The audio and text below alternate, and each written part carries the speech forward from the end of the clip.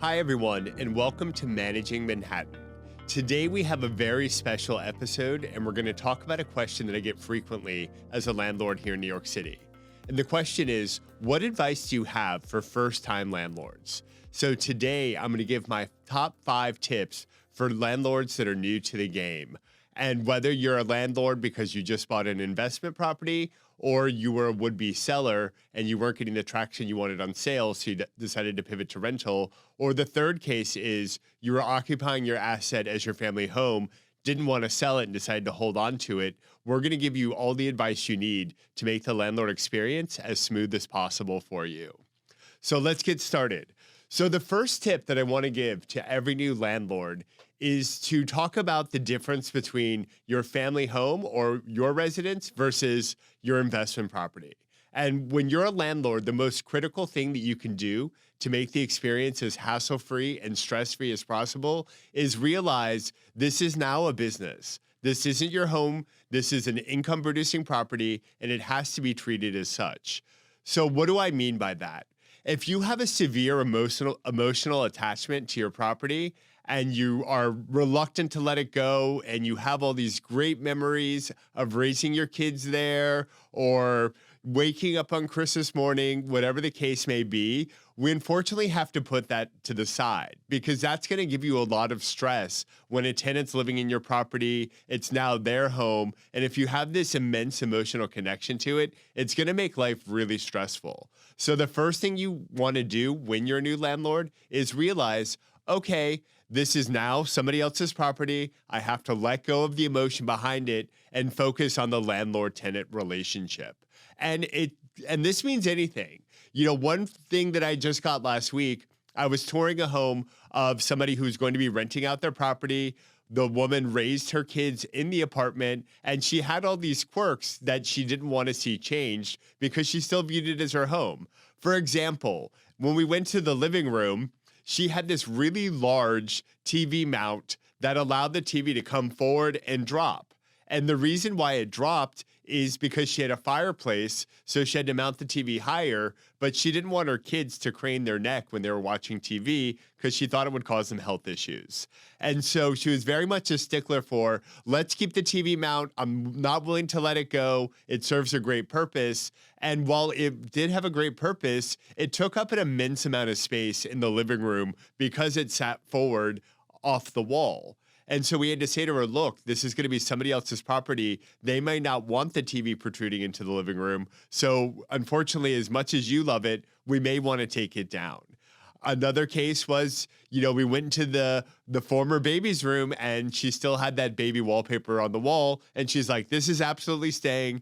I don't want to take the wallpaper down. It gives me too many memories. And while she loved the wallpaper and it was beautiful, it also had a lot of holes and wear and tear on it. And not everyone's going to want to use that room as their baby room. So our advice to her was, let's take the wallpaper down. We want to deliver a white, clean plate to the new tenant. Otherwise, they might not like the design choices. We're landlords now, and we have to get in that landlord position. So just because you're emotionally attached to it, take a picture of it. The memories can stay in the photo album, but we've got to deliver the apartment in a clean slate, as neutral as possible, because we want to appeal to the largest audience and not necessarily your emotional attachment. That's a critical way of thinking. Also, while the tenant's in occupancy, we've got to remember that this is their home and not yours. So when it comes to things that design choices that they may have made, like they painted the walls, even if the lease allows them to, provided they restore it to original condition. We've got to honor those tenant wishes so that they can live comfortably. We want them to stay a while. We want them to pay the highest rent possible. And the more comfortable we make that apartment for them, the better off we're all going to be. So keep that in mind when it was your family home. We got to put on our business hat, and we can't continue to have the emotional attachment we will. Otherwise, you're going to be in for a world of stress over the course of that lease. The second tip I want to give, if you're a new landlord, the most important part of this exercise the most important part of the exercise is we've got to bring in tenants that are really responsible and have great financials. If you look in the papers, and regardless of whether you're in New York City, in Los Angeles, in Florida, or wherever you may find yourself, the most important thing is we've got to bring in a very well qualified tenant. Don't get stuck on people's sob stories and them begging you to rent the apartment or house. We've really got to look into the financial deeply, because that's going to give us the biggest risk as a landlord. I'm a landlord that manages about $7 billion worth of property here in New York City. And the one thing that I found is that if you do your proper due diligence on a tenant, you will have a smooth experience. Of all of the cases that I hear, the gloom, the doom, the deadbeat tenants, whatever it may be, in almost all cases, when I hear these stories from owners or other landlords, there's one critical factor that was overlooked when the tenant was renting the space, and that was the financials. Because if you have bad credit or you have low income, we then have to worry about, are they going to pay the rent? Are they going to leave when the lease is over? When we're reviewing those tenant financials, here's a few things that I would really pay attention to. Number one, the credit report. The credit report is the largest indicator on whether or not your tenant is going to be responsible.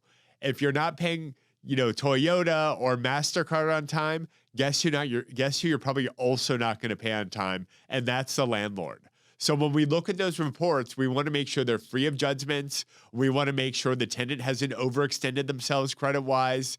If they owe $100,000 to American Express and they're not making payments, that's a big red flag. So when you look at those reports, make sure the tenant has a credit score of at least 700. Again, the credit report is the official report card of whether or not someone pays their bills on time. And if we want a smooth experience and a safe one where a tenant is going to pay us on time, we want to make sure the credit's good. Another thing, on the income. Here in New York City, the standard requirement is 40 times 1 month's rent.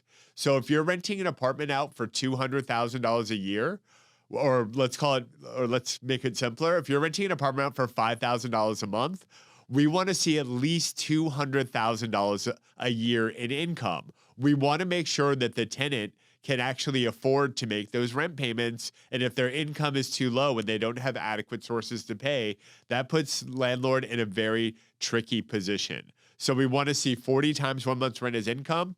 And if that tenant's not qualified because their income is too low, and really, even in guarantor situations, I like to see that the primary tenant still has good credit. They're just shy on income, because if you've got a really bad score and you have a guarantor, even if you have a guarantor, that kind of makes it a little bit of a riskier scenario for a landlord. So if we've got a guarantor in place, we want to make sure that guarantor makes 80 times 1 month's rent. So if that rent is $5,000 a month, we want to make sure that that guarantor is making at least $400,000 a year. We also want to see critical things. Does the tenant have money in the bank as reserves? So if, God forbid, they get sick, they lose their job, divorce, whatever happens in life, that they have a little bit of cushion to pay the rent, even without their job. So we hope the tenant doesn't lose his or her job, but we do want to make sure that in the event that they do, that there is some sort of cushion to support the rent payments while they figure it out. One popular thing that people really like to use as a determining factor in renting the apartment to a new tenant is a landlord reference letter. And as much as I love that, and those can be like an important factor in bringing in a new tenant, one thing that I don't like about it is, especially in cases of duress from the landlord, like you've got a deadbeat tenant and you can't get them out. In a lot of cases, when you go to court or you're trying to make a settlement with getting that tenant out of the apartment, you're often asked to give a positive landlord reference letter. And it's a lot of times mandated. We have to do it. And, I as a landlord never want to lie. I don't want to tell a story that didn't exist. So we just give very basic information. But a lot of other landlords just want to see the current headache tenant out of the apartment. So they'll gladly write a reference letter that may or not be true just to get the tenant out of their hair and make them somebody else's problems. And while that's all well and good, I would use the landlord tenants letter as criteria, but I wouldn't put too much weight on it. We just had a case where one of our landlords lost a lot of money. And when the broker rented the apartment to the tenant, they sold the landlord on the fact that he had glowing letters of recommendation.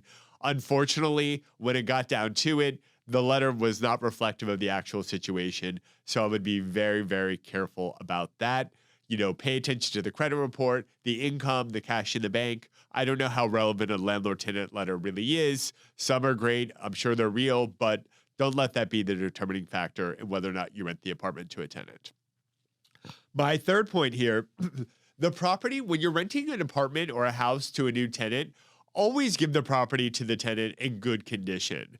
The condition in which you deliver to the tenant is going to be how they feel about how you care about the apartment. So if you give the tenant a ramshackle mess on the first day of their lease, it sends a very strong signal to the tenant that says, hey, I don't really care much about the property. I just want to take your rent money. I don't really take care of it. And also because of that, I probably don't expect you to take care of it. In most leases, the only standard requirement that we have to give the tenant the apartment is with working appliances and in broom swept condition. There's no mention of whether or not to have small holes in the wall or scratches all over the floor, or if you deep clean the apartment or whatever the case may be. But when you give the apartment to the tenant in great condition, it sends a strong message to them. I care about this apartment and I expect that you're going to care about it as much as I do. Also it's going to alleviate a lot of future complaining about condition. It'll help, ensure you get rent payments on time because when you're bringing in a responsible tenant, they're going to have expectations that the apartment was well deep cleaned. There's not cat hair everywhere. The walls were painted in a uniform manner. We've gotten rid of the small holes. If there are things that are in the apartment that you're not going to fix, make an agreement with the tenant before you give it to them. Hey, I don't plan to do, to refinish the floors. I know there's some small scratches there. They're not enough to really justify me refinishing them. But at least be on the same page about what you're not going to fix so they don't come in on move-in day and have mismanaged expectations, because that'll cost you a lot of money and give you a lot of stress. So make sure you're on the same page and make sure those appliances are in working order. And one thing that I do hear a lot from landlords is, oh, well, it never bothered me. You have all these little quirks in the apartment about things that aren't working. Maybe you got to give the dishwasher a solid kick before you turn it on. All these little quirks may be tolerable for you, but they might not be tolerable for your tenant. So again, make sure everything is working. We want the AC working, the heat working, all of our legal requirements met, but make sure everything's working. And if it's not working, have a conversation with the tenant about it. And if you can fix it in a reasonable way, I'm not talking these AV systems that the only recourse is to spend another $200,000 to fix it, but the basic stuff, make sure it's in working order. That way the apartment's in great condition, and when you get it back, hopefully it'll be in great condition as well.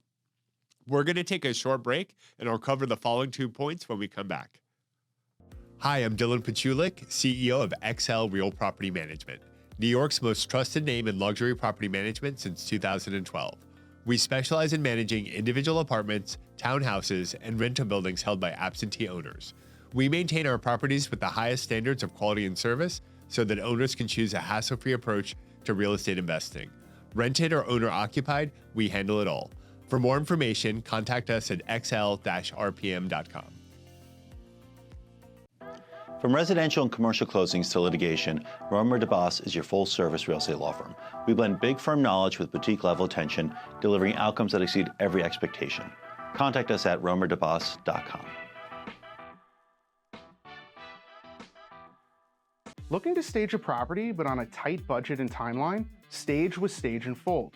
Stylish, lightweight, foldable, 3D printed cardboard furniture that looks real.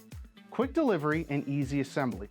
Staging starts at just $199 a month per room, and setup takes less than 30 minutes. Contact us today to stage smarter, sell faster, save thousands with Stage and Fold. All right, we're back and we're talking about our top 5 tips for newbie landlords.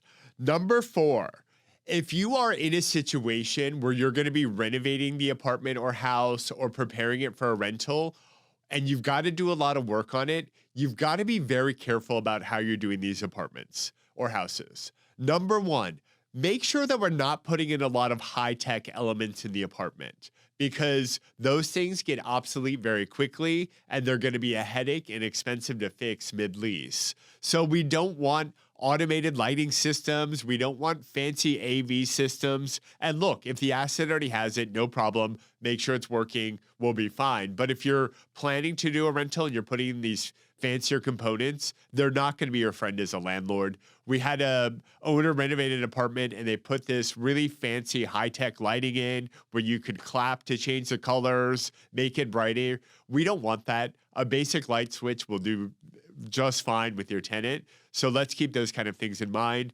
Same thing with AV systems. If you already have one, great. But if you don't have one and you're putting it in for a tenant, they're not going to appreciate it. They're not going to pay much more money for rent. And every time it breaks, they're going to be your first phone call. And those service calls are expensive. So we want to stay away from things like that. Also, be mindful of what kind of stone and hard materials we're putting in the asset.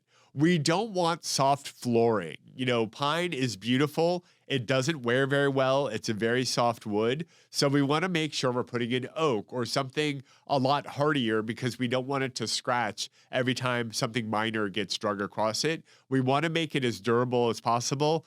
I, for one, have been the victim of making it too durable in the case that you cheapen it. And I'm talking LVP on the floor. They sell you on the idea that it looks kind of like wood and it's very durable. We might have gone too durable at that point. So we do want to struck that like fine balance of this is durable versus, you know, this just looks cheap. But just make sure we're putting things that are sturdy. You know, if you're going to put some furniture in, IKEA is not going to be your friend during the course of a lease. All that's made with particle board. And the more you operate it, use it, the faster it's going to wear. So we really don't want that. And also stone. Natural stone is beautiful. And you get these great patterns created by nature. They're really fantastic, except for when you're in a landlord situation. When you're putting in that kind of stone, it requires constant maintenance. It also stains very easily. So if we're gonna do, you know, a hard finish like stone, look at Silas stone, look at Caesar stone, things that are man-made because you don't have to seal them regularly, so you'll save a lot of money there, and they're gonna wear a lot better. So just every decision you make, keep in mind, we don't know how easy or rough the tenant's gonna be with that particular item. So, you know, err on the side of caution and make it a little bit more durable than you'd want. You know, painting could go into the same category. Flat paint is great because, you know, if you could touch it up, you don't see it as much, but I will say it stains a lot easier. I would consider a more eggshell finish. Those typically wear a little bit better. On our last point, if we're going to be using the apartment as an investment property, we want to stay away from products that can be regulated by how long you can rent them out. And the best case I can give here, and for those of you in New York City watching this, you know a lot about co-op apartments. And co-op apartments are great in that you have a community that cares about the community. There's rules and regulations in place to protect everybody. But what they don't make, and I'm sure this is the case with, you know, some HOAs outside of New York City, is how they're regulated. And just because you find a liberal co-op today that will allow you to rent as much as you want, that doesn't make you observe these, you can only rent 2 years out of every 5 years, those kind of things. The problem is those rules can change at any time. So if you've got something that is a little more restrictive in how you can rent it and when you can rent it, I would shy away from those as properties for investment. If you are in a co-op and you're going to rent it for a couple of years because that's a decision you made, fine. But don't buy a new one and be like, oh, it's cheaper than a condo, so I can make more money as a landlord. They'll allow me to rent whenever I want. The problem with that is those rules can change at any time.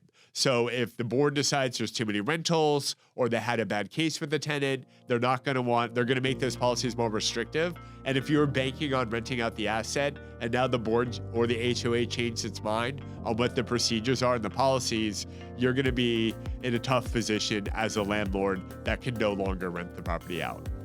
All right, everyone, those are my top 5 tips. If you have any questions, reach out to me directly anytime. Thank you for watching this episode of Managing Manhattan.